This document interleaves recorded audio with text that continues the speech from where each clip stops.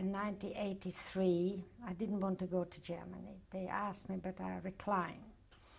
And then I got letters from Dr. Schneeweiss, it's my duty, and I said, I'm not going alone to Germany. My husband wasn't well already then.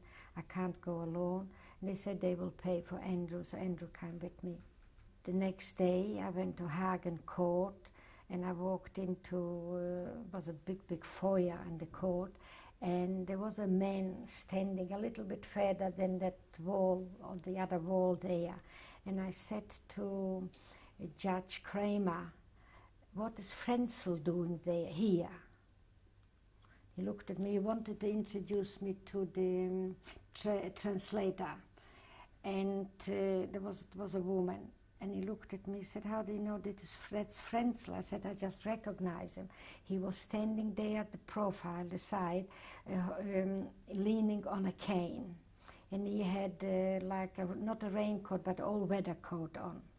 But when I looked at him, the first glance, and I recognized him after 40 years.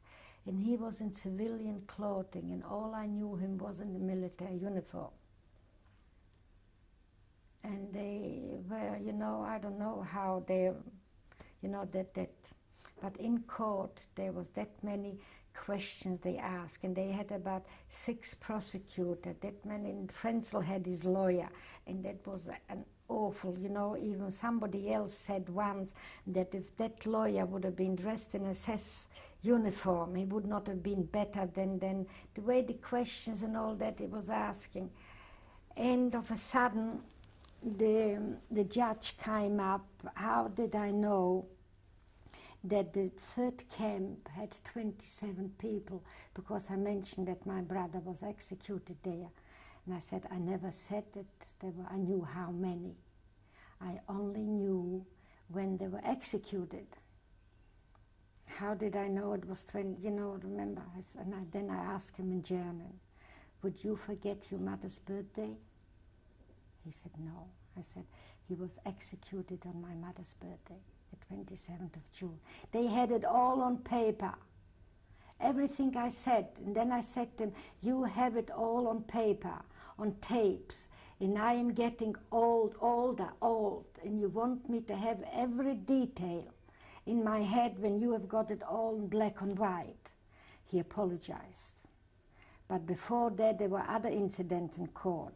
Did I know who was shooting? Then I came just bluntly, I said to the translator, I said, do you want him to ask, or shall I ask him? Would he look back when somebody was shooting at him? I said, I was running for my life. Then they had a map of Sobibor on, like the painters have, like a blackboard, but a big map. And he gave me something, to go and show him where that brush fence was. Was like a gate, very little. And I looked at that map of Sobibor. I said, that is not Sobibor. It doesn't look to me, because I know where the rail was. That was on the left, that was on the right, where the barracks were, where the third camp was and everything. But that is not Sobibor. So he walked down from the big thing. He was sitting there, and he said he was so sorry somebody turned the map around.